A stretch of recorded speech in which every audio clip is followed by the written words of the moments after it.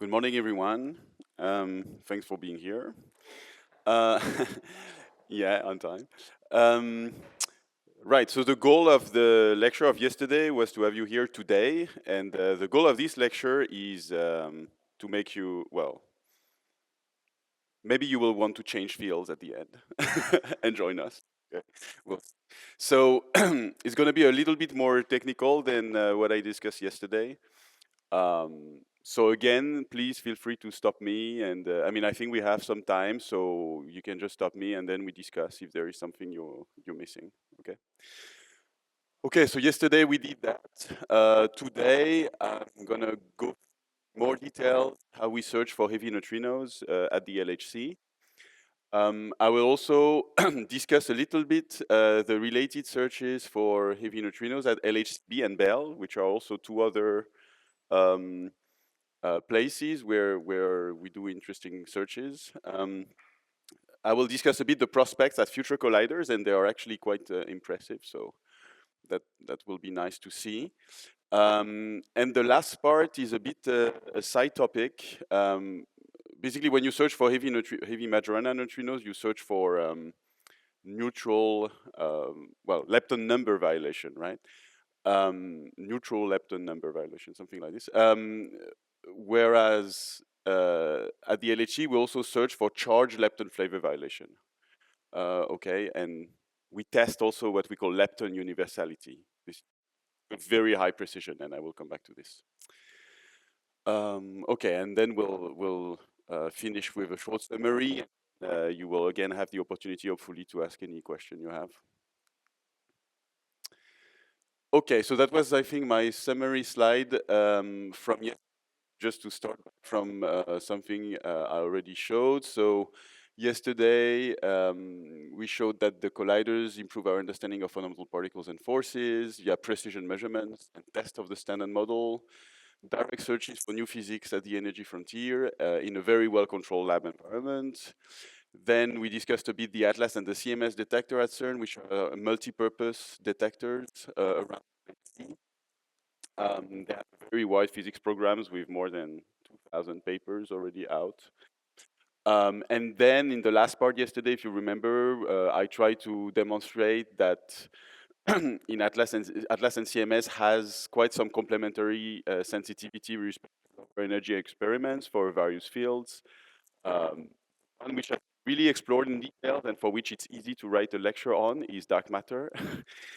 One which is a bit less clear because I think the community is a bit more scattered and there were not really like a common centralized effort to formalize everything, is the neutrino sector. So that's why it's a bit more difficult to write a lecture about this, but okay, I tried. Okay, so search for heavy neutrinos. So you went, I don't know if you, I know you had a lecture about type 1 CISO, these sort of things. I don't know if you're familiar with the concept of heavy neutral lepton. Well, so it's a heavy Majorana neutrino. Okay, it can be a bit confusing because usually in Atlas and CMS papers, what we call the Dirac scenario is also explored, where this HNL is supposed to be a Dirac particle instead. But that's, I think, the basic definition. When somebody tells you about a HNL, he has in mind a heavy sterile Majorana neutrino. So basically adding a column and a row on the PMNS matrix, okay? Uh, State, okay? It's really this guy here, N1, okay? So I guess you're familiar with this diagram showing the related contribution in the PMNS matrix. So HNLs are interesting because they appear in many theories beyond the standard model, and they can explain a few flows in the standard model. So with the CISO mechanism, they can explain, they can generate masses for light neutrinos. Since they have zero couplings, they just mix with the light neutrinos and also provide a dark matter candidate. And then since they are Majorana, they have a CP violating, they introduce a CP violating phase, and they can be at least part of the answer regarding the baryon asymmetry which is observed in the universe. So at the LHC, how can we produce these HNLs? They can be, for instance, singly produced in W decays. Okay, so here's a short table. So that's something I also tried to demonstrate yesterday, that the LHC is basically, we see the LHC is a Higgs factory, is a whatever factory. Actually, it's an everything factory if you look at it. So we have, this is the, let's say, the data set which has been explored extensively. We have millions of Higgs bosons, hundreds of millions of top quarks, billions of Z bosons, and W boson, we have actually billions of W bosons.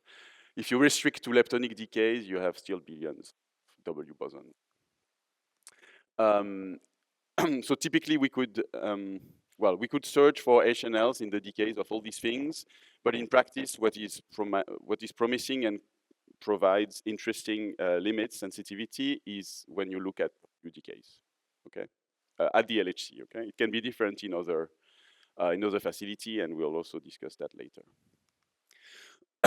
So that's the basic process.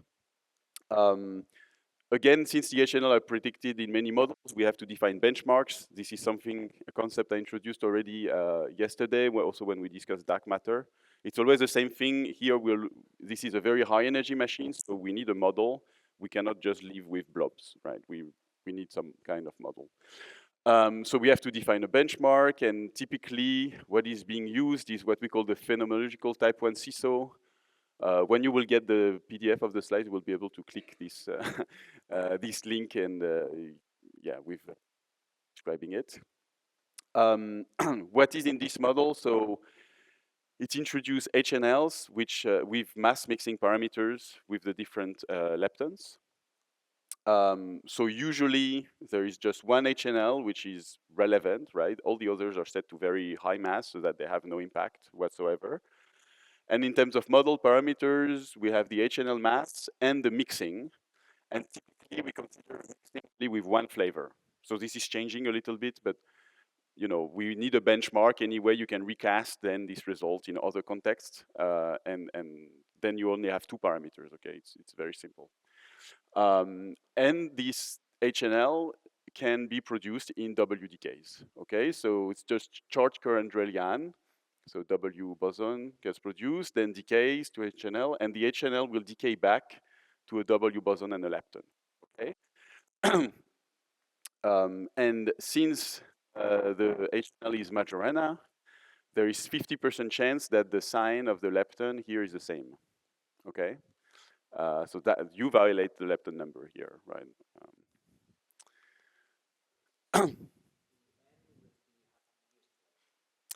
So that depends where you are in the parameter space. It depends if the mass of the HNL is larger or smaller than the W mass.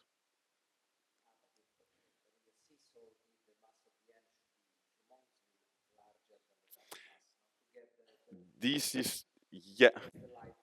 Yeah, but that's in the, let's say, in the vanilla CISO where you have nothing else but HNLs. That's somehow, well, if it's the case, then we are a bit screwed because because the HNL will be at the gut scale or something. So in more, well, I don't know, realistic, but let's say complete models, you also have additional scalars and other things which lower down the scale for the HNL. So this is a really a benchmark. I mean, I think we are almost 100% sure that that is not realized in nature. But maybe what is realized in nature can be reduced to something like that at the energy we work on. Okay, that's an effective model. But it's still useful for theorists they can use limits we quote on this model, and they can recast them in their own more complete and realistic model. But that's part of that's why I told you to prepare a lecture like this for dark matter is easy, because there is something which is called dark matter working group, where all the theorists and the experimentalists gathered and agreed on benchmarks that they published on a white paper, but that didn't happen for neutrinos. Also because the theory community is a bit more scattered, they don't necessarily agree on what is realistic, what is not realistic. But so there is no official benchmark which is defined centrally, but that's basically what Atlas and CMS do.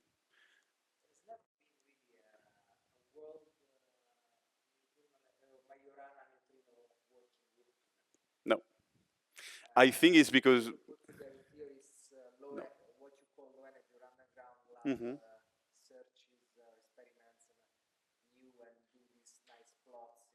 No, yeah, that's true.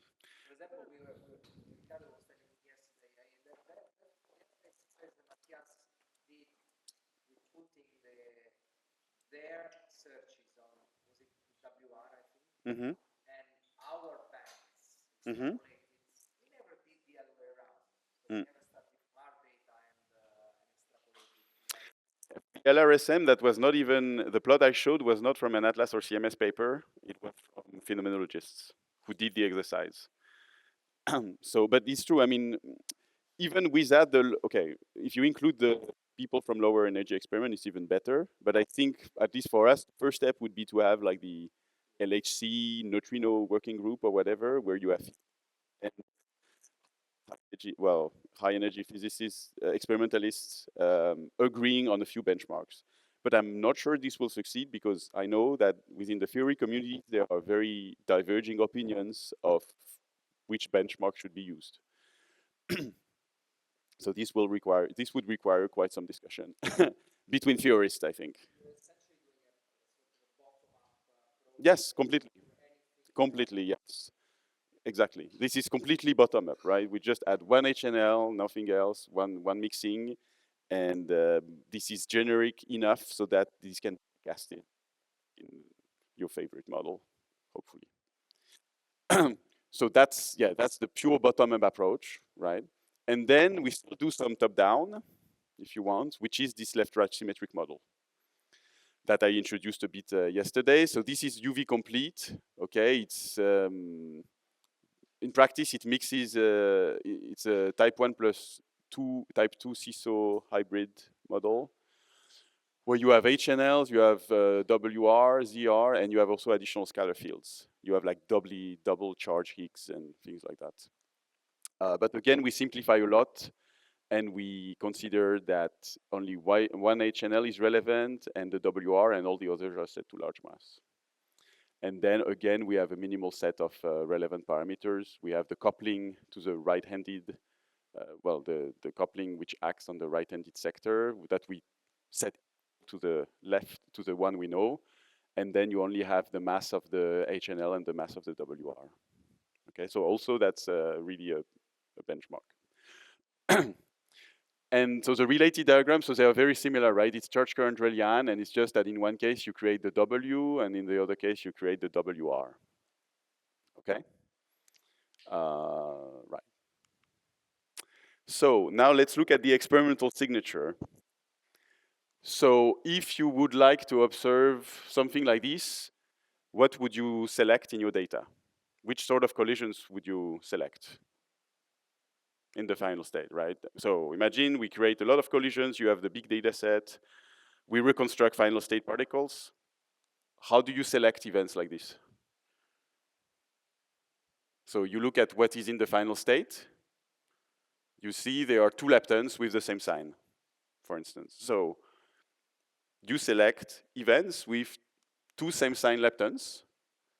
And for instance, depending on how the W will decay, either two same sign leptons plus two jets, or three leptons. If the W decays leptonically, then you select three leptons, okay?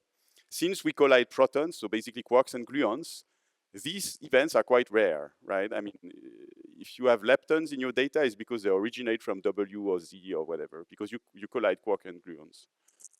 So that allows you to filter a lot your data. That allows you to trigger as well, because we collide at 40 megahertz, but we can record data only at 1 kilohertz. So you need like to make a very fast decision if you want to record your entire detector or not. And when I say leptons, I mean electrons and muons, because for taus, the situation is a bit more complicated because taus, they decay also, they have various modes, and they decay hadronically usually, right? for taus, you cannot really trigger. You really need light leptons for triggering. So this is why when you want to study the mixing with taus, you're making your life a bit complicated. So you need light leptons for triggering, okay? So if you want to study the mixing with taus, you need to use some leptonic tau decays, okay? Otherwise, it's not possible. Your rate is too high, you cannot trigger. Okay, so that's the first thing. So these are basically the two channels you look at when you do HNL searches at the LHC. Another thing which is quite important is that in some region of parameter space that we'll detail on the next slide, the HNL can be long-lived, right? So it can fly into the detector a little bit before to decay back. And for us, it basically happens when the mass of the HNL is below 20 GeV, and for small mixing parameters, okay? So if the HNL is above 20 GeV, then it's a prompt decay, okay? But otherwise, it flies something like 1 centimeter, okay, roughly. And that has a lot of implications on the reconstruction of the event. If you remember, I told you about pileup yesterday, about the fact that we are surrounded by tracks everywhere. And if your track does not point to the primary vertex, but suddenly appears in your detector, to reconstruct it is challenging, right? It's not reconstructed by the main algorithm, okay? You have to run a dedicated tracking algorithm to identify this, okay? So typically to trigger on these sort of events, you need the leptons, otherwise it's the end. So these are very special analyses, right? For a special part of the parameter space. Okay, so how does such an event look like?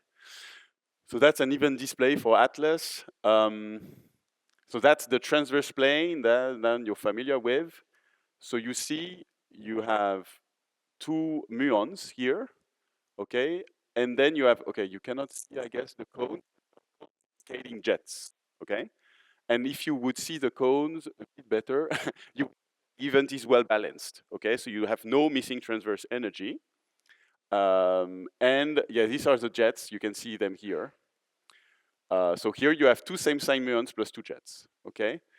So as you can see, there is a particular topology here. The jets are at high eta. You remember the pseudo rapidity of yesterday, so close to the beam, okay? So this is a particular topology that I will rediscuss later, okay? But this is typically, you know, a candidate signal event. We have no evidence of HNL, okay? So that's probably a background event at the end, but that could be a signal event. Okay, so let's look at the parameter space now. So in the case of the left-right symmetric model, as I explained, there are two relevant parameters, the mass of the WR and the mass of the HNL. And for the type 1 CISO, there is the mass of the HNL and its mixing, okay? Which can be with the lepton flavor you're considering here. Already you see that there are these dotted lines. So for the left-right symmetric model, this part of the parameter space is not considered because here the HNL has a higher mass than the WR, which means that the WR will not really decay into that HNL, right? You're closing down the phase space a lot. So we don't consider at all this part. But we consider this part where the WR is created on shell and then decays to an HNL, which has a lower mass. For the type 1 CISO, this is the mass of the W. So if the HNL is above the W mass, then this W will have to be boosted, let's say, to be able to decay to the HNL. But if it's below, then the W can just decay. I mean, W without much additional energy with respect to its mass energy can still decay, okay? Right. So which channels are relevant? So for this entire part of the parameter space here, we use the two same sign lepton plus two jet channels. So we ask the virtual WR here to decay to jets. Okay, so effectively has a 3D decay to 2 jets and 1 lepton. Okay, and then you have 1 additional lepton here, and the leptons have the same sign.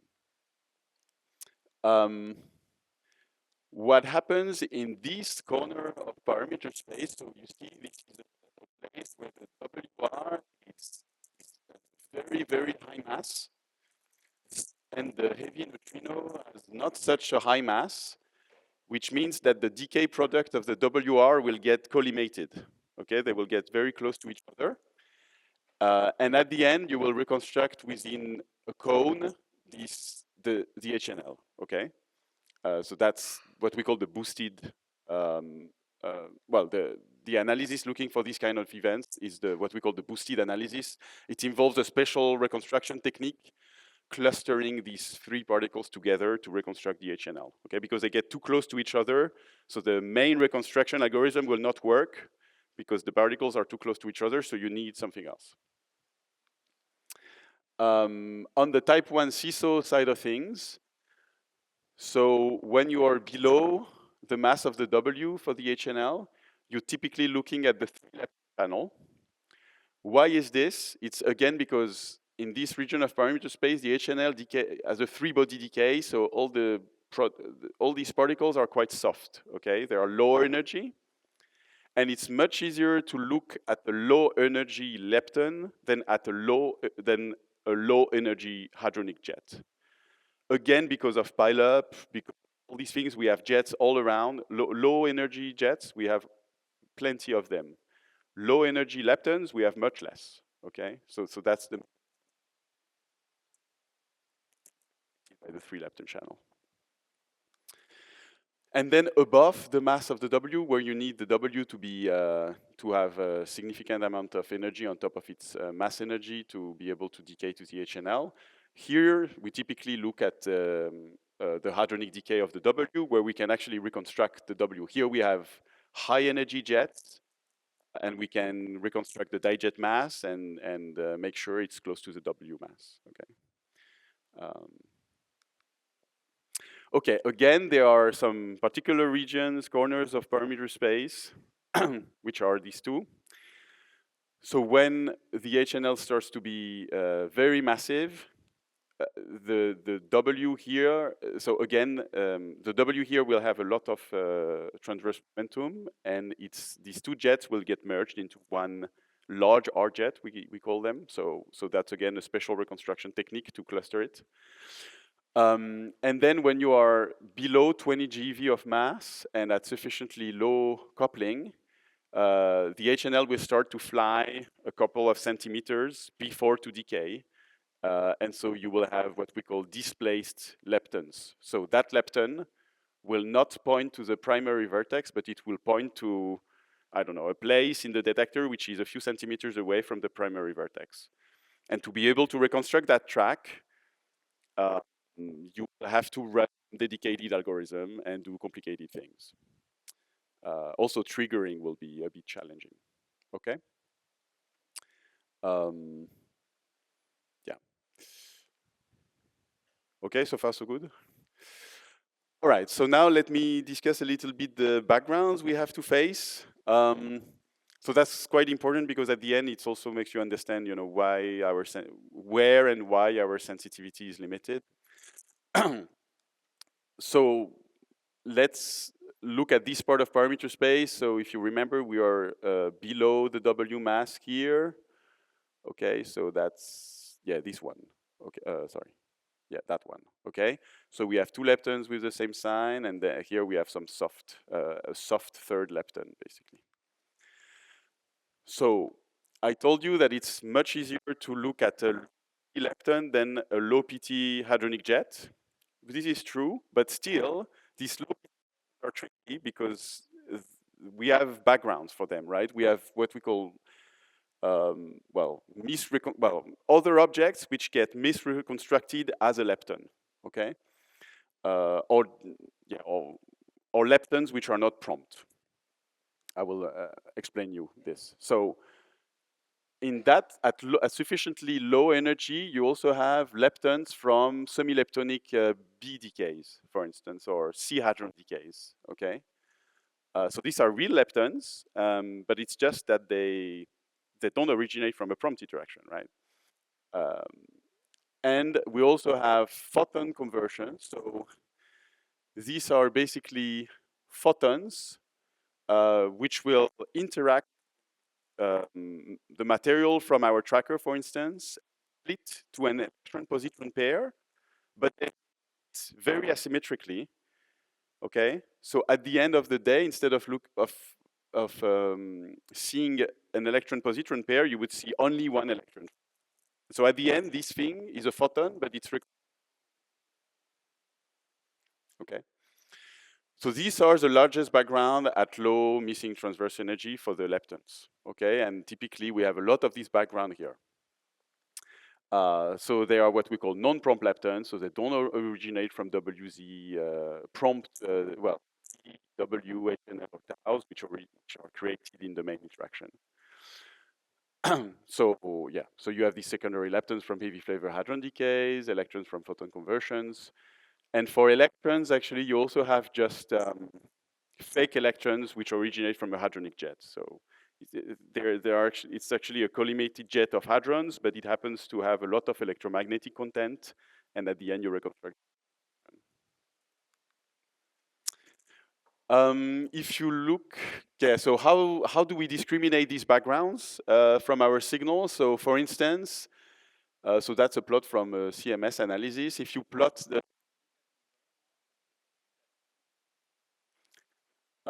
you see that for the signal, you see it should correspond.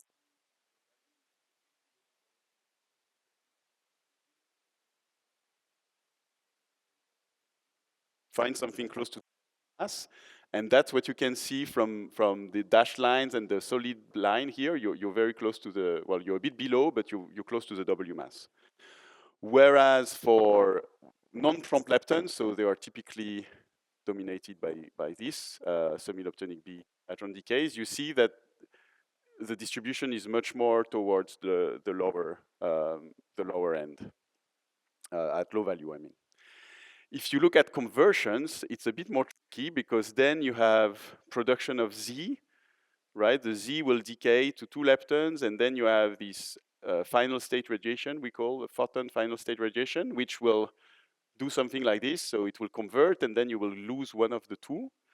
And here, if you compute the 3 lepton mass, you will get something close to the Z mass. Okay, and so that's the yellow distribution here. You see it peaks actually at the higher than the signal. Okay, but that's one handle to reject these backgrounds. Okay, you cut on that variable, or you use it as an input to your super fancy machine learning algorithm. Okay, but still at the end you still have this background. I mean, it remains. You cannot get rid of it entirely, and yeah, it's driven by performance basically. Okay, there are other backgrounds that I'm not discussing further, but for instance, 2 leptons with the same sign, and sometimes you reconstruct electrons with the wrong charge. Because the electron will emit a Bremsstrahlung photon, and again, you will lose, this Bremsstrahlung photon will convert, and then again, you will lose either the electron or the positron, and you lose the original electron, and well, at the end, you end up with an electron with the wrong charge, okay? So this I'm not discussing further, but it's also a background we have to deal with. Then backgrounds from other sources. So these were, let's say, instrumental backgrounds, right? I mean, there are leptons which don't have the correct origin that if we would have the ultimate detector, we would be able to reconstruct correctly and remove. These backgrounds from other sources, they come from standard model processes, okay? And they have prompt leptons, okay? So all the leptons are really prompt. This is the larger background at high PT, so in this region of parameter space, and they originate from diboson production. So yeah, because you want leptons to be created, you need vector bosons basically. So depending channel you're looking at, UZ, ZZ, W, W. And why constructed as signal? So signal violates lepton number, right? So you need these processes that don't violate lepton number. So if you want them to apparently violate lepton number, you need, for instance, one lepton out of acceptance, or you need for W decays, for instance, that it's a very symmetric decay where the neutrino is so low PT that you don't see missing transverse energy, for instance.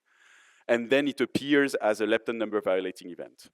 Okay, just because the neutrino has low PT or one of your charged lepton is out of your acceptance. That's what happens. And they are what we call irreducible. I mean, they are sort of reducible if you could cover eta up to 10 or whatever. You could catch them all, but realistically, you will also have to leave them. It's eventually. But what you want to do is to estimate them super precisely to increase your. How do we constrain these backgrounds? How do we estimate them? I told you a little bit about this yesterday already. So we use Monte Carlo simulations because these are well known, right? I mean, electroweak theory, we know it very well. We tested it at very high precision. So we simulate these events with our Monte Carlo. And then we check still that our Monte Carlo simulation is correct by defining a control region in our data sample where we select typically one additional lepton to catch correctly the ZDK or significant missing transverse energy to catch correctly the W decays. And if you do that, this is showing how the data looks like in these control regions. So in the WZ control regions, you will typically select 3 leptons, right? And then you see that you're really dominated by this red guy, which is WZ, and the modeling is quite good, actually. Sorry, here you select 3 leptons, but also significant missing transverse energy to get the W correct. And here, typically, your signal region will be with no missing transverse energy at all, right? And this is the control region for ZZ, where you select 4 leptons instead of 3. Okay, and here you get a lot of Z events. And again, you see the modeling is quite nice. Okay, so non-prompt leptons at low PT and diboson production at high PT. Reducible background, irreducible background. Okay. Okay, so that's only so that's the story on the background side. On the signal side, there are also well, I don't know if it's funny, but there are many different production modes entering into the game, which can make things a bit complicated. So remember, even display I showed a few slides ago, I told you the jets are very forward here. So that particular topology, and I will come back to this. So now coming back to this. So the diagram I presented you at the beginning of the lecture is this one. So it's charge current Drell-Yan where you produce the HNL. So that's what people thought originally, okay, let's look at HNLs. Well, the charge current Drell-Yan is the best, blah, blah, blah. Actually, if you look at things into more detail, there are also other production modes. So you have gluon-gluon fusion. So, so 2 gluon, because we have so many gluons at the LHC. If you remember the lecture from yesterday, the gluon-gluon luminosity is huge, right? Then you can create a Higgs or a Z, and then it can decay also to an HNL. But you also have also what we call vector boson fusion diagrams. Protons, they are full of quarks and gluons, but they also contain photons.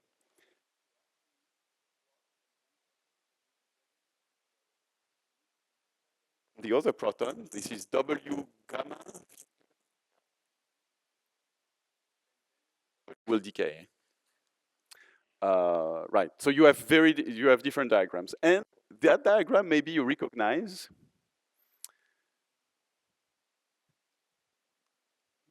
Tells you something, I guess. It really looks like the neutrino-less double beta decay diagram, right? So this is the high energy realization of the neutrino-less double beta decay, where here you have the HNL, which circulates in the T channel. And if you look at the cross sections of all these guys as a function of the heavy neutrino mass, the picture, so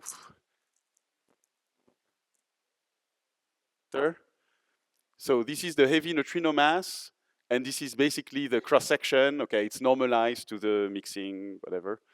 And you see charge current Julian is really large when the HNL mass is smaller than the W mass, okay? Because the phase space is fully open, okay? So this is super large. And then when you reach the W mass, then you need the W to be a bit boosted to be able to generate the HNL, and so the phase space closes down, and so it falls off, right? Then this is W gamma fusion. So you see that starting from here, we're talking about hundreds of GeV of mass for the HNL, so typically 600. It goes a bit current Julian. And then this guy, it's this one, is actually dominant at very high mass. Okay? And if you look at the, it's always the same. It's like 2 leptons, same sign plus 2 jets. It's always the same. But it changes the topology of the jets. So here the jets will be very forward. Okay? Because they stay, they just get kicked a little bit because they emit. That's it. Whereas for W gamma fusion, for instance, you will have 1 forward jet in addition, which is this guy, okay? So the topology, change a bit the topology. Right. And now we can go back to the event display I showed you at the beginning, where here you see that the jets are very forward. So this is actually a candidate for the vector boson fusion topology. So it's a candidate for the realization of neutrinoless double beta decay at high energy, this diagram here. So this would be the 2 jets, and then you have 2 same sign muons here, okay? So we haven't found evidence for such production, but that's a candidate. And you see the energies, right? So delta, okay, that's a rapidity, but okay, it's similar to the pseudo rapidity. Let's say you have a delta eta of 6.4. You have a dijet mass of 2 TeV, and the muons here, they have 100 GeV of transverse momentum. Okay, so very high energy events. Okay. Okay, so all this, I mean, the signal topology and so on is taken into account in the analytics we do. So if you target very heavy HNL masses, then you want the jets to be forward. At lower mass, you want the 2 jets to be reconstructed as a W hadronic decay, and so on and so on. So you see there are, I will not go through all the analysis, all the channels, but this gives you a bit a glimpse of all the various channels we have to look for HNLs. Okay, now I will go through the current sensitivity we have. Yeah, where we are, let's say, in the parameters in the parameter space, where the exclusion limits are from colliders. Okay. So we need to start from somewhere, and I think it's a good starting point to start from LEP. So LEP was a lepton collider, okay, not a hadron collider, and LEP set very interesting constraints on the type 1 CISO, well, HNLs from the type 1 CISO model. And the way they look for it was a bit different. But they still show up in the latest limits, so it's interesting to see. So at LEP1 was working at the Z pole, okay? So we would collide electron positrons at the Z pole, so we would create a lot of Z bosons in a super clean environment. So LEP1 has a stat of approximately 3 million hadronic decays of Z. And then we look at Z to HNL new decays. Okay, that's what we search for. And then this N can decay back to different. So at the end, they studied all the channels. Okay, so because then the Z star can decay to new, LL, QQ, or if it decays to LW, then you have new L and QQ bar. So they studied everything. And since the environment is so clean at LEP, they can look for very long-lived HNL, okay, up to 10 meters. Because it's so clean, right? They don't have all this QCD background, all this up with all these tracks flying around, so they don't really care. They can reconstruct everything quite easily. And they can look for display signature up to 10 meters. So that's what they did, and that's where we are. So this is the HNL mass, and this is the mixing square. Also, you see here, you don't need one channel per lepton mixing. You probe all the mixings at once, okay? Because you don't have a W here; it's only Z, okay? So you probe everything at once.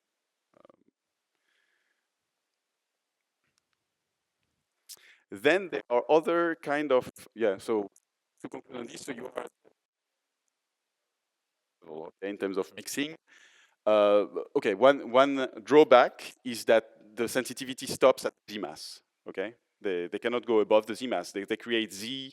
They work the Z pole, so the Z has 0 PT, so it can decay only to HNLs which have a mass lower than the Z mass. Okay, so it's yeah. Then there are other kind of constraints which comes from electroweak precision measurements. So that's well, I will go back to this in a minute, but here is an example of a global fit with 28 observables. So precision measurements of muon decays, Z decays, including, for instance, the invisible width, CKM unitarity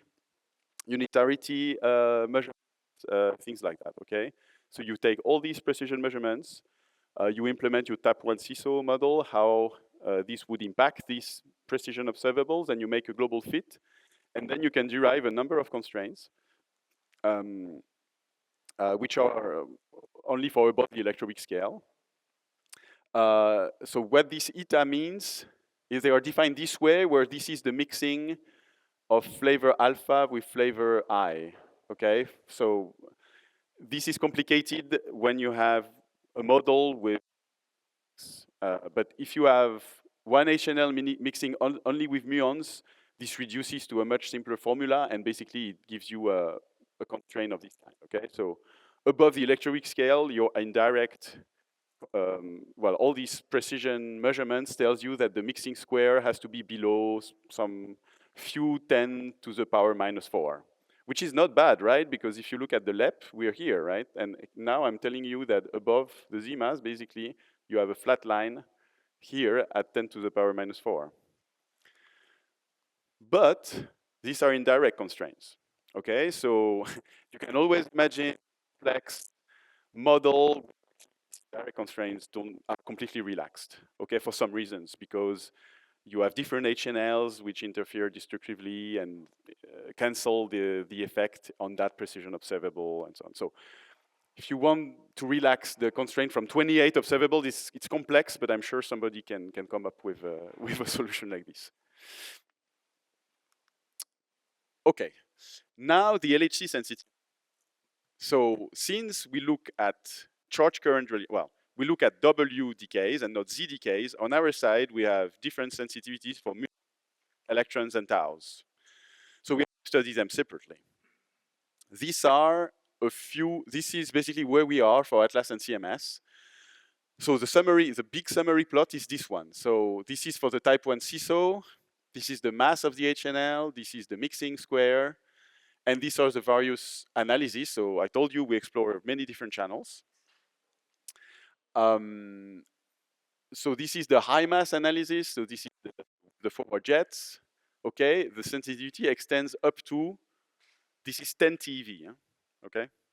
So this is very, very high mass. Of course, we probe only super large mixings, but still we have a line here.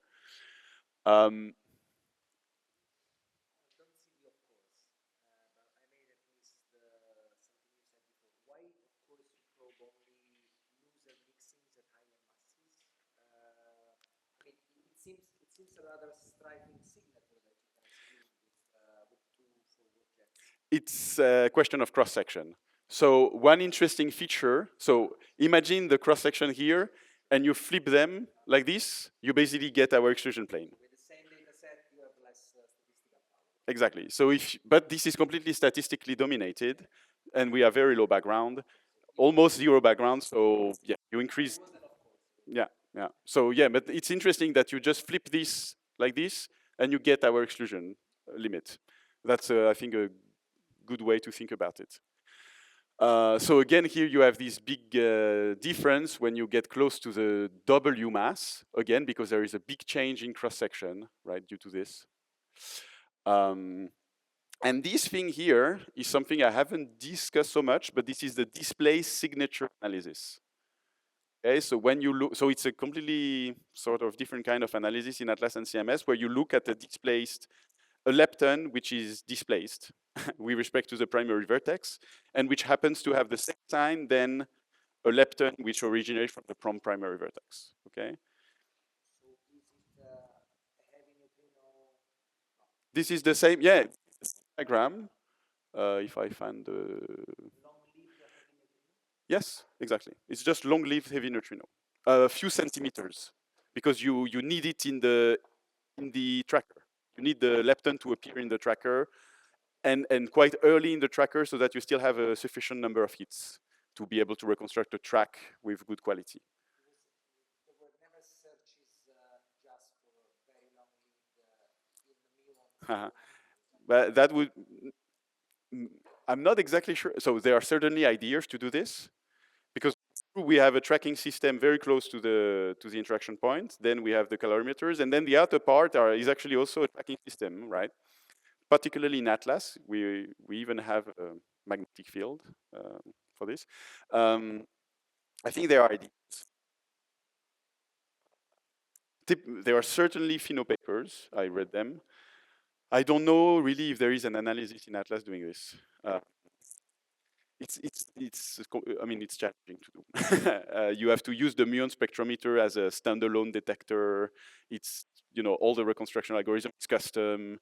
It's challenging, but indeed then we would probe HNLs which do not decay after a few centimeters, but it would be after a few meters, and then you would extend a lot the sensitivity in this direction, basically. What would be the impact? In this direction, you would extend the sensitivity in this direction. But here you will see LHC and Bell, for instance, are starting to be good as well. So I don't know. Yeah, there are probably estimates. I think I know where to look to get really an estimate of how we would gain. Right. No, no, no. And yeah, and so this plot is not entirely up to date. So it mixes actually some Atlas and CMS measurements. But actually, okay, the CMS measurement which is reported here is not the latest one. Just for the reference, this is the latest one. Improved a little bit, but okay. And then for the left-right symmetric model, this is how the picture looks like. So you see, we probe only, see if you imagine the diagonal here, we probe only that region of parameter space, as I mentioned before. So when the neutrino is lighter than the WR, and then we can exclude WR masses up to 5 to 6 TeV, okay? So there is the boosted analysis, the resolved analysis. This is something I mentioned a few slides ago. Okay, and now let me go through the other flavors to see how this evolves. So muons, we have quite relatively low background from non-prompt leptons. Basically, we have only the heavy flavors, which are heavy flavor hadrons, which are creating some muons, which are background for us. But then electrons, since these are calorimeter objects, we also have jets, which can mimic electrons. We also have these photon conversions and a bit more. So typically, the limits on the electron mixing are typically a bit weaker with respect to muons, particularly at low HNL mass due to this larger non-prompt lepton background. So that's something maybe you can see. Oh, sorry. Yeah, like this. Yeah, you see everything goes a bit up, right? Yeah. Yeah. Okay, but otherwise the picture is very similar, okay? And at high mass, since we don't have non-prompt lepton background so much, it's similar. Okay, and then taus. Taus are more difficult because taus, they decay. So you don't see directly a tau in your detector, you see the decay products of the tau, and they have different branching ratio. So they can decay with 1 track, they can decay with 3 tracks, they can decay with blah, blah, blah, with lepton. So the limits on tau mixing are typically weaker due to this branching ratio, because you cannot reconstruct any tau decays. There are some of them you can quite well, some others you can't. So it reduces your visible cross-section if you want. And also the non-prompt lepton background is much larger because a lot of taus decay hadronically, and so they look like hadronic jets, okay? And until very recently, the LHC had no analysis looking at this because it was considered as quite challenging. But CMS recently released the result, which is quite nice, that is reported here. So again, this is the HNL mass, the mixing with taus. This is the W mass. So you see below the W mass, the CMS exclusion is not competitive at all with the LEP, because LEP is probing all the mixing at once. So they don't care if it's a tau, an electron, or a muon. They look at Z decay, so they don't care. But CMS has a unique sensitivity because the LEP cannot probe there. So Atlas also would have. It's just that Atlas has not done the analysis. So it was a clear hole in the Atlas CMS physics program, which has been identified for a while. And now I think we are working on addressing this in the next years. Okay.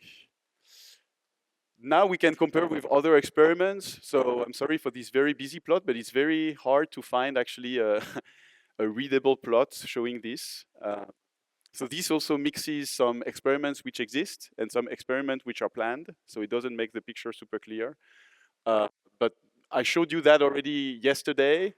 So typically above 10 GeV, the collider, they have a unique sensitivity, okay? So this is the HNN mass. And below, you also have fixed target experiments, charm, and B mesons factories. Again, below you have pions, where the HNLs are created from charm and B meson decays and not from W decays anymore, okay?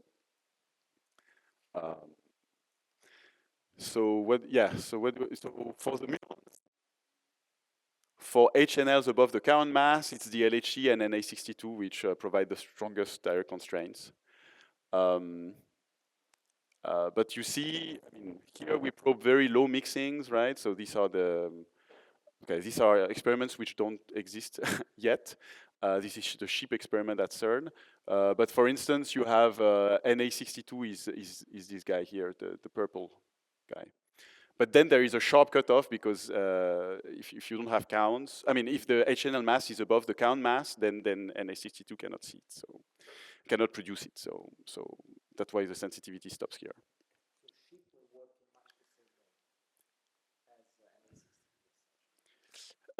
Yes, so I don't know. I think so, yes. So it's just that there will be much more stat. So then you can, and also you can reconstruct super displaced vertices and things like that. So basically you can go down in mixing a lot. That's my understanding. Yeah, that's the count mass, I think. I think so, yes. Yeah, that should be, yeah, I guess that's what we can see here. Yeah, that's the count mass here, I think. And then above, yeah, you see it's really, okay, Delphi CMS. There could be an Atlas line here as well, actually. And above 10 GeV, there's nothing else but colliders, okay? No other experiment can probe HNLs above 10 GeV, from what I know. And since these are muons, there is no indirect limit from neutrinoless double beta decay. For electrons, the picture is roughly the same, but you see, again, the lines are a bit, they're just a bit above, so the sensitivity is a bit less, just because there is more background in general for electrons than for muons, that's all. And here you have some indirect limits from neutrinoless double beta decay experiments. So it's actually not a flat line, as I mentioned yesterday, I checked that. But it's because neutrinoless double beta decay experiments are sensitive to a ratio between mixing and mass. So it's actually a line which goes up like this. So I checked, it's not a flat line, the neutrinoless double beta decay experiment indirect limit. It's a line, yeah, like this. It's going up with mass, yes, because it's a ratio actually. but it spans from 10 to the power minus 6 to 10 to the power minus 8, right? Yeah, something like this. Okay, and then for taus, you see, the plot becomes readable now because there are not so much less experiments which can probe it, and sheep can probe it, for instance. So that would be, I think, one of the main thing sheep can do that the others can't. And at high mass, so there could be the CMS line would be here. Huh? So it's really Delphi, so LEP, which still dominates the sensitivity. And above, so this is the Z mass here, and above the Z mass, okay, yeah, sorry, the CMS line is here, I guess, and then above the Z mass, the CMS line is here, and the Atlas line would be here as well. But then it's only Atlas and CMS can probe this part. You know what I think is just what would be very nice to see this plot translated on the x-axis. You said that's no type. This is no type 1 vanilla, type 1 sensor, but there are complications so much that you can scale down MN to lower values. Because if you take the vanilla one we discussed it last week with Claudia, all of this is just grass. Yes. Yeah. You only have colliders from 1 to the other. Yeah. Then you can scale it down. It would be nice to have the x-axis translated. You mean to some realistic models? Some realistic, or into variability for the light neutrinos, or at least saying, okay, some sort of realistic interval with the assuming the current highest lower limit on the light neutrino mass. Yeah. And see which part of this is less credible from, even from theory. So sort of a theory exclusion plot. Yes, but for that you would need theories to agree. And that's the main issue at the moment. That I'm not sure they would agree. Theories do that.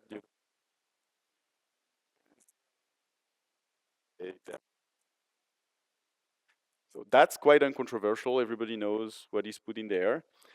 Then you want to recast these limits in a more realistic scenario. I think that's the piece which theories to agree on some benchmarks and some.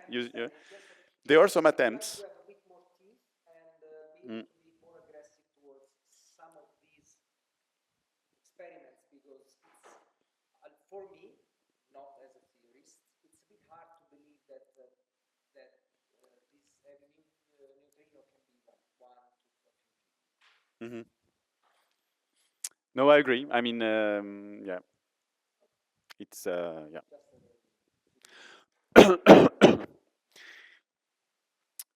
But for instance,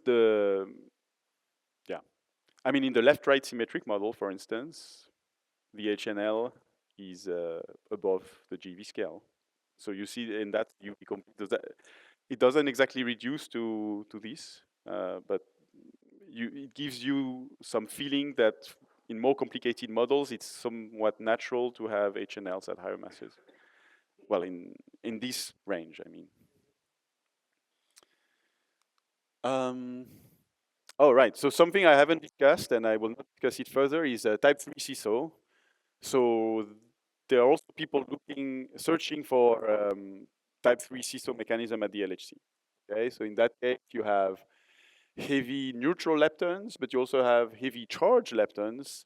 And again, it's W decays, the decay to heavy charge, heavy neutral, and you can look at different channels. Okay, so again, you need to define benchmarks. So the benchmark typically, which is used at the LHC, is a single fermionic triplet containing one neutral Majorana lepton and two oppositely charged leptons. They generate in mass to make things a bit easier, so they have the same mass. And the signature is quite similar at the end. It's leptons. It can be opposite or same sign, two jets, and this time you have some missing ET as well. Okay, a change. Again, we see no limits, no excess, so we set limits. Yeah. Okay, so that was the big part. Now I will discuss a little bit some related searches at LHCb and Bell, which are also collider limits. But I will not go into. I mean, I would not. I don't know the details, so I cannot really explain you the details. But I want you to. I want to give you an overview of what is being done. So, what is Bell? Do you know what is Bell? Have you heard about Bell a little bit? So Bell is doing electron-positron collisions at some mass, some specific center of mass energy, so that you create a lot of B B hadrons. Okay, so what what is important is it's a B hadron factory. Okay, you create a lot of B hadrons, BB. So you have hundreds of millions of BB bar pairs. Okay, very high luminosity. Okay, and it's asymmetric. So okay, that's a bit of detail, but the two beams don't have the same energy, so the detector also is asymmetric. But you create a lot of B hadrons, and then you can look at HNLs from B hadron decays. So since you collide the electrons and positrons, so you don't have this QCD background, so you have quite a clean environment. And what you do is you search for a display signature here. So the HNL is from a B hadron decay. Okay, so the HNL mass is below the B hadron mass. Okay, so we're talking about a range between 0.5 and 5 GeV. That's all. And here you're probing mixings which are low enough so that the HNL is long-lived. Okay. So at the end, you analyze this in a way. So to kill the background is easier in a way because you look for a display signature. So yeah. So what you look is so this is the HNL. It will fly, and then it will suddenly decay to lepton QQ bar, for instance. So you're looking for a displaced vertex with these particles attached to it. That's all. Then depending how the HNL was produced, you don't have the same efficiency. So the HNL, when the B hadron goes to the D meson, or when it goes to pions, or when the B hadron directly annihilates to create a W. Okay, so and then you don't get the same efficiency. Right. So this is the exclusion. So these are quite old plots, but it gives you. You see, this is Delphi above. This is the mass of the HNL. This is the Delphi limit, and this is the Bell limit. And okay, this is the charm experiment. So this is dealing with counts. So you see, it's actually if it would go down, it would be very interesting. And now there is Bell 2 started, which would collect 50 times more data, and these analyses are typically statistically dominated. So the prospects are pretty good actually for Bell 2 to set an interesting limit in this here. Here again, the sharp cutoff here is the B mass. Okay. Right. So that's for Bell. Then LHCb. So I picture, yes, LHCb. So around the LHC, you have Atlas and CMS, multi-purpose experiments, and then you have two other large-scale experiments, but more dedicated to some particular physics. And LHCb is about B physics.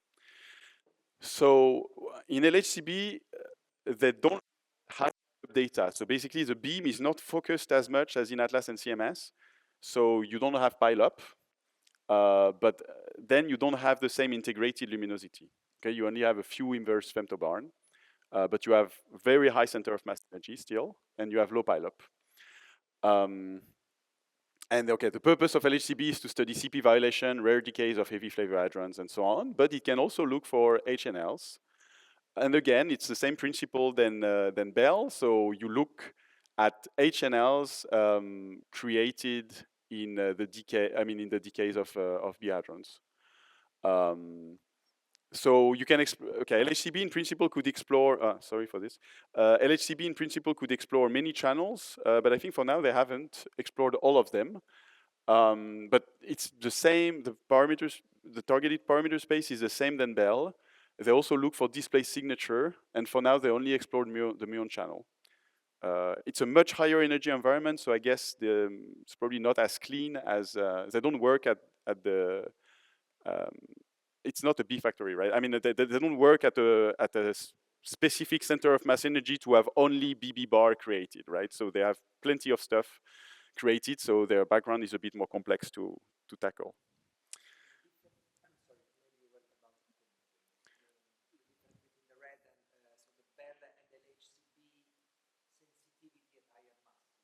Was curious about. Yeah, you mean this one? Yes, Uh, Bell doesn't even go to higher masses. Perhaps it's just linked to the fact that you have PP bar against the P factor. no, I think I have to check, but I think that's the older.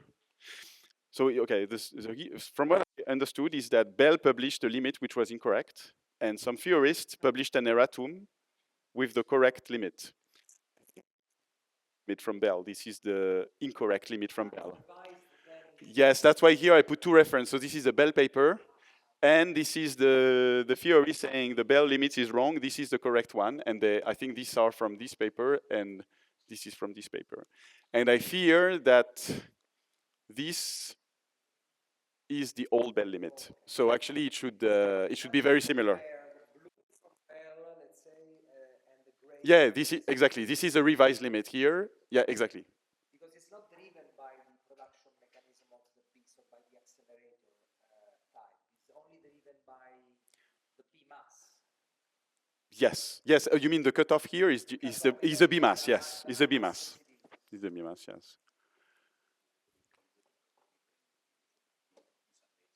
Yeah. And then the background is very different also in these two. I mean, you have an electron-positron collider and you have a hadron collider, so the background is. Yeah, there are. Yeah. This is yeah. The red you should ignore. But yeah, so and so you see to study this display signature. So at Bell, okay, it's an electron-positron collider, so triggering is not so much an issue. I mean, the events are very clean, the rate is sort of okay, and so on. At a hadron collider like the LHC, to trigger these events is difficult because you have just a display tracks and so on. So LHCb put a lot of work in having a hardware trigger which is operating super fast and to record the maximum number of data. And they also revised they also implemented in the next run a new tracking algorithm to be able to catch these events. Here, basically, the main challenge is triggering. It's just that it's difficult. I'm just curious, why do they? I mean, why do they choose if they choose from the diagram you showed? Okay, two same sign muons, fine, and then a very light meson instead of, for example, a heavier meson, which then decays, giving you softer pion plus kaon or something else, so a few more handles. I don't. To be honest, I don't know. I don't know the details of the LHCb analysis. I'm also a bit surprised that they explored only this channel. To be honest, must have to do with some background considerations. I don't. In Atlas and CMS, the analysis is very different. The environment is very different. So I'm not sure. I never had the opportunity to ask.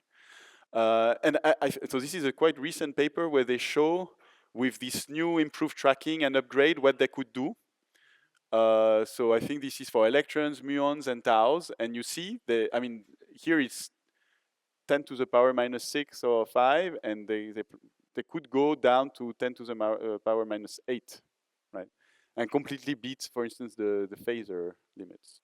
Phasor is a small experiment around the LHC. So that's also very good prospects, I think, from Bell 2 and LHCb. This will be quite interesting. Okay, future colliders. So, future colliders. So, what is the collider of the future? So, I guess you heard about the FCC, the Future Circular Collider at CERN, but actually, people tend to forget that the next collider is actually the high luminosity LHC. It's not the FCC. Okay, we have one in between. So there will be an upgrade of the LHC soon. It will start at the end of 2026. It will last 4 years, and after that, the LHC will turn into the high luminosity LHC. It will restart, and the center of mass will be unchanged, but it will collect much more data, right? So its luminosity will be enhanced a lot. Instead of having 60 of pileup interactions, we'll have 200. So we have to change the detector as well. It gives us quite some work. But then we'll have a huge sample. So what is expected? So we'll have much more statistics. So in channels where we are completely dominated by the limited statistics, we will improve a lot our limits. So that's the case typically for displaced vertex searches. Okay, so if we manage to have a good trigger, then we can really expand a lot the sensitivity, and that's what is shown here for Atlas EMS and by the end of the HLLHC. That's for electrons, muons, taus. Right, so that gives you, so we'll improve by 2 to 3 orders of magnitudes the limit. Okay, even more here actually. Okay, and if you're wondering what limits the sensitivity here and here, this plot explains it. So starting from here, you start decaying promptly, so you don't have really the display signature, which means that you have additional backgrounds because you have all these diboson production and so on, and entering and the non-prompt leptons. Here you have, it's just that the lifetime of the HNL is too long, and the HNL starts decaying too late, and you cannot detect products correctly. Okay, so that's what limits the sensitivity here. And okay, and here, why you're limited here is, and you don't go further, is just because of your production cross-section. For prompt searches, so above 20 GeV, this is really the value to keep in mind. Okay, below 20 GeV for the HN is displayed, above is prompt. For prompt searches, will also improve, but to a lesser extent, because since the center of mass energy is unchanged, the S over B, the signal of a background, will be more or less unchanged. Okay, so we'll improve a little bit, but it will not be 4 orders of magnitude. Okay, it doesn't scale like the stat. Then, so the HLLHC will stop in 2040. And after that, what is planned or what is being discussed, it's not yet decided, it's a future electron-positron collider at CERN. So we need to dig a new tunnel, which would be 100 kilometers long. And so it would start operation in 2040. And there are different center of mass energy which are being considered. And the first center of mass energy which is being considered is just to operate at the z-pole, okay, exactly like LEP. And if you do that, basically it will be like LEP, except that you will have 10,000 times more statistics. So if you remember these indirect constraints I told you from Z decays and so on, they will be improved by a factor 10 or 20. And the direct HNL production in Z boson decays, exactly the same, the same sort of analysis and what LEP did, which is for whatever flavor, electron, muon, taus, you will go down down to potentially 10 to the power minus 12. Okay, so now we are here. Okay, this is the, yeah, and the FCC will bring you here. So that's really a game changer. I think it's a huge improvement. Yeah, so that's quite exciting. Okay, 2040 is not for tomorrow, but that's really a game changer. Okay, so that was for future colliders. I told you also about Bell 2, which is also, yeah. Can you go back on the slide? So just to do a recap, so this is, I'm always focusing on this thing, on the mass of this heavy neutrino. Mm-hmm. So suppose now we are in 2050 or something like that. Mm-hmm. In 2050, someone will start taking data with this huge machine. And perhaps some of these guys will have discovered neutrino stuff with a decay, Mm-hmm. perhaps. Mm-hmm. Maybe with a ton scale Yeah. 2035. Mm-hmm. you have Yeah, so we are. Urana mass mechanism confirmed. Let's say that it's inverted hierarchy, so it's easier, and you have an idea of what the light neutrino masses are. Mm-hmm. So you're saying that still, even when you have a light neutrino mass picture measurement from the low energy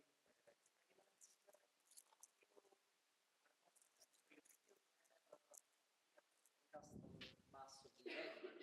It depends on the details of the CISO mechanism, right? Exactly. So here you're probing basically the type of CISO, probing this. You're sensitive at low energy. Everything is integrated out somehow, right? So you cannot distinguish between different high energy scenarios. Okay, you can distinguish them up to some extent. Whereas here we basically we hope to create this heavy neutrino on shell. And then by studying different channels, you can probe individually its mixing with the different flavors, with the type of CISO mechanism. Are there also additional scalars, for instance, which would be an indication of type 2? They can do all this here. So the lower energy will tell approximately the scale where you should look at, and maybe a family of model, or I'm not an expert, but I guess. And at high energy, then you observe directly that new physics, and you can study it in details and angle the different mechanisms. I think so. Yes, I think so. I think this will be even more motivating if today you observe a neutrino-less double beta decay signal. That's we should, and which points to some new physics at I don't know 50 GeV or whatever with this.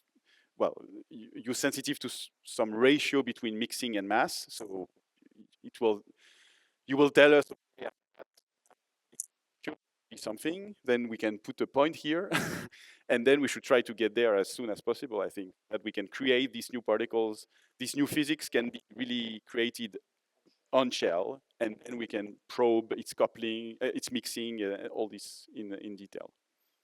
I think that's the goal. Complementary. I mean, as usual, and like for dark matter analysis, it's very complementary. If you remember for dark matter, it's the same, right? I mean, direct detection experiments, they quote the limit. I mean, it's an effective interaction between dark matter and the atoms which compose their detector, right? But not sensitive to if the mediator is a scalar, if it's a vector, if it's whatever. Well, they are up to some extent. Whereas in our case, we can probe individually the couplings of the mediator to bees, to leptons, to light quarks, to whatever.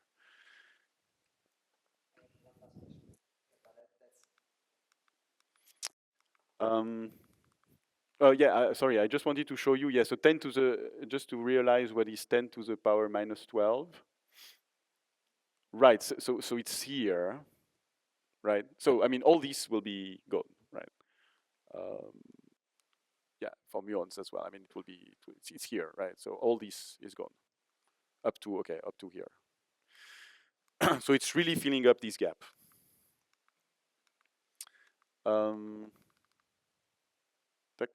Okay, right. So I think, yeah. So that's it for the future colliders. So near future, more analysis probing the tau mixing from Atlas and CMS. Also some new results from LHCb and Bell2. Then we have the HL-LHC. Big improvements, parameter space in few GeV for the final mass, okay? Huge improvement already. And then you have FCC-EE, where huge improvement everywhere, and particularly that 20 GeV, okay? And that brings us then to 2040, and okay, then more improvements probably, but it's far away. Okay, so the last part of the lecture, I wanted to give you, yeah, to go through, let's say, related searches So this is not lepton number violation in this case, but charge lepton flavor violation, and also lepton universality tests. So what is this? Lepton flavor is accidentally conserved in the standard model. So that's something you may have heard from theorists. Not protected by a symmetry, right? So there's no like fundamental reason why it is the case, but it's just that the numbers make it conserved. And that's in the standard model with the neutrino mass set to 0, which is the standard model. Since we observe already neutral lepton flavor violation, right, which is the neutrino oscillations, so we know that the mass are not 0, so the standard model doesn't hold.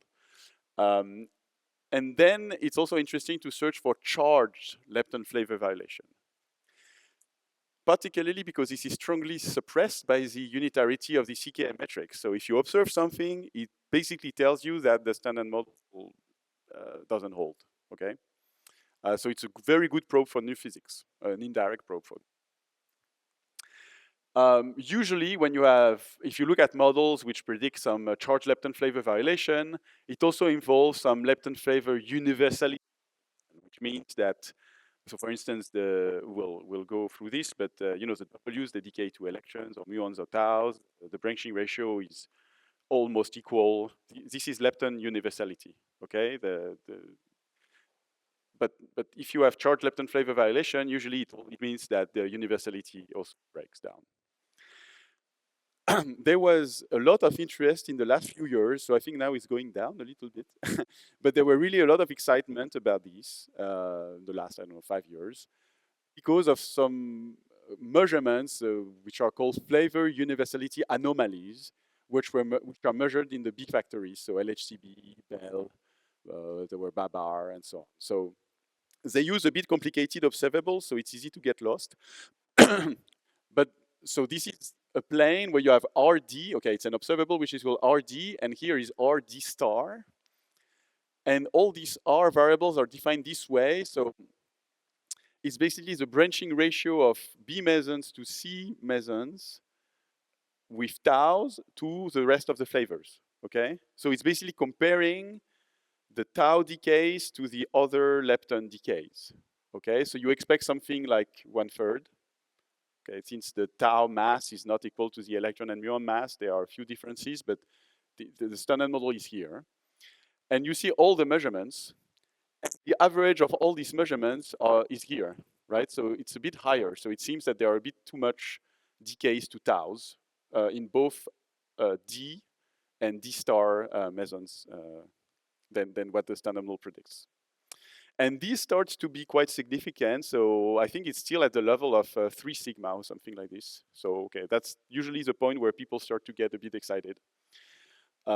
So it's really, the anomaly is really in B to C transitions. Okay, if you forget about the mesons and so on, it's really B quark to C quark transition. So somehow you have more taus than the rest. Okay, so somehow it tells you that lepton flavor universality is for some reasons does not hold. If you would have only W, this kind of diagram, it should hold, right? So maybe you have, for instance, this sort of diagram as well, where a B can goes to taus, emitting a new particle, which is called, for instance, a leptoquark. These particles, they basically convert quarks to leptons. Okay, that's just an example, huh? But that's a way to break lepton flavor universality and to introduce some charged lepton flavor violation. Okay, so people started to get a bit excited about this, and at the LHC, we thought about what we could do to bring our bring a new piece of this puzzle. And so we performed a few measurements. So we searched for lepton flavor violation in Z boson decays. So we have a lot of Z bosons, as I mentioned on my first slides. And we can search for decays to E mu, E tau, mu tau. So you see here, you break lepton flavor violation. So when you look for these, your main background is Z2 tau tau with some leptonic tau decays. So it's quite a tricky analysis. And also these non-prompt leptons that you always have. So we found no signal, but then we set up the strongest limits up to date in all 3 channels. We can say that these branching ratios, if they exist, are lower than 10 to the power minus 6, 10 to the power minus 7.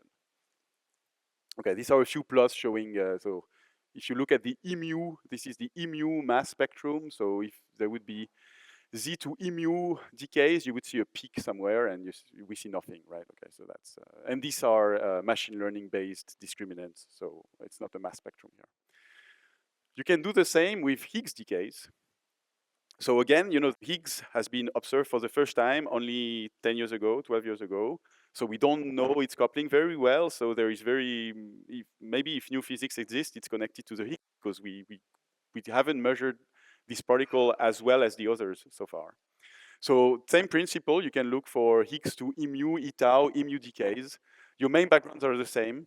Well, I guess Higgs to tau tau as well. Well, it's not here. And again, no signal is found, and the strongest limits up to date. So CMS did a similar measurement. So this is in percent. If there is a branching ratio for these decays, it's below the percent level. And mu, it's even below 10 to the minus 2%. Okay, so it's strongly excluded also. I mean, if they exist, they are very, very rare decays.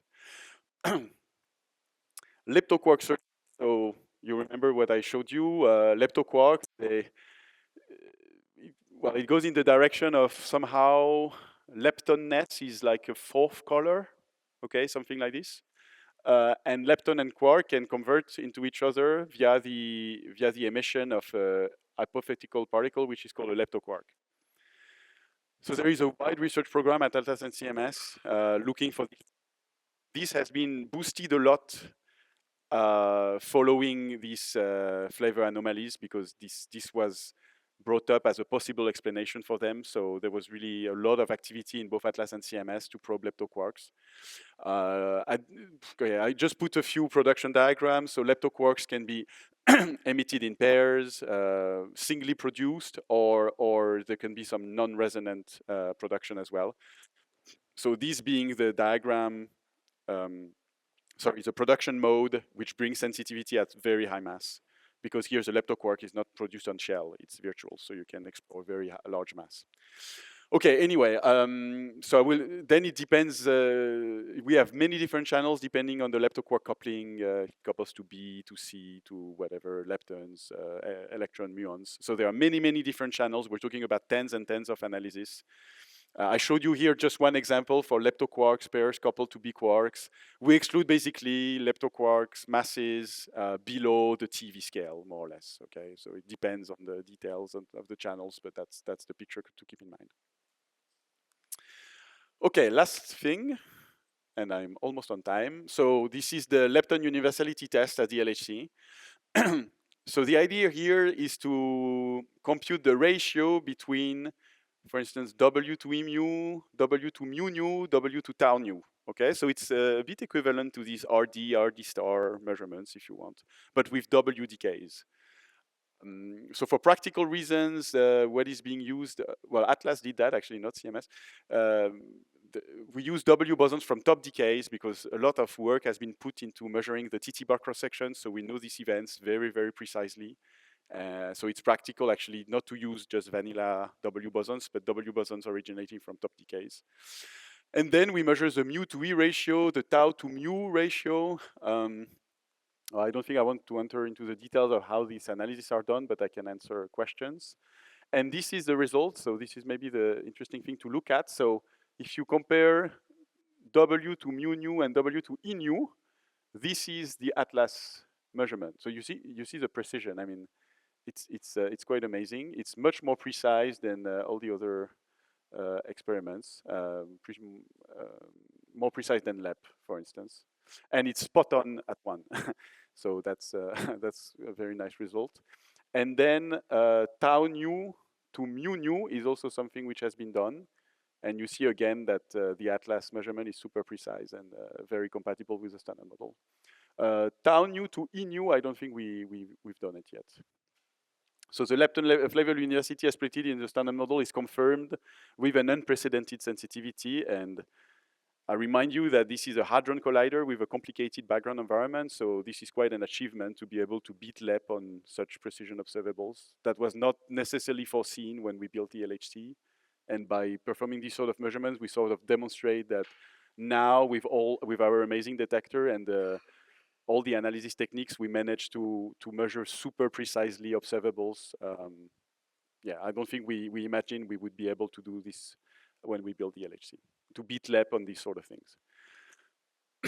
Okay, so that brings me to my summary. Right, so, well, executive summary. So Atlas and CMS search for heavy neutrinos at the LHC.